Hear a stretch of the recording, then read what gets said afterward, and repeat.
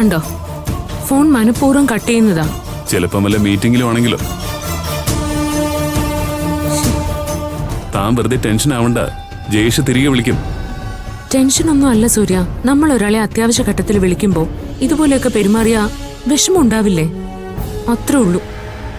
ഇതൊക്കെ നമ്മുടെ മാത്രം ചിന്തകളല്ലേ ഭാവന, എല്ലാരും അങ്ങനെ ആവണമെന്നില്ലല്ലോ.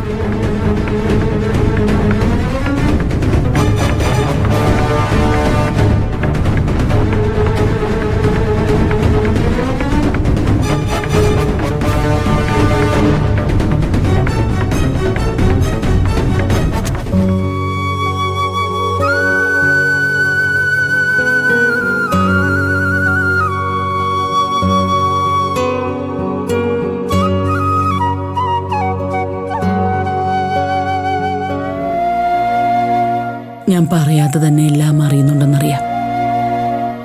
എന്നാലും പറയുക, നമ്മുടെ ബാനുവിന്റെ ഭാവിക്കൊന്നും സംഭവിക്കരുത്. അവളെയും കൂടെ ഒരു കര പറ്റിച്ചാലേ എനിക്ക് സമാധാനാവും.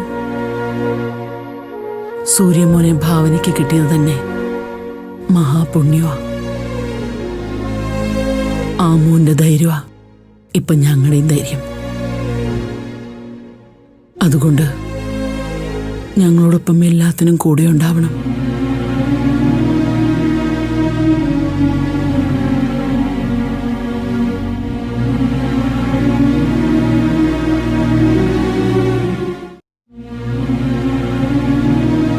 അമ്മേ,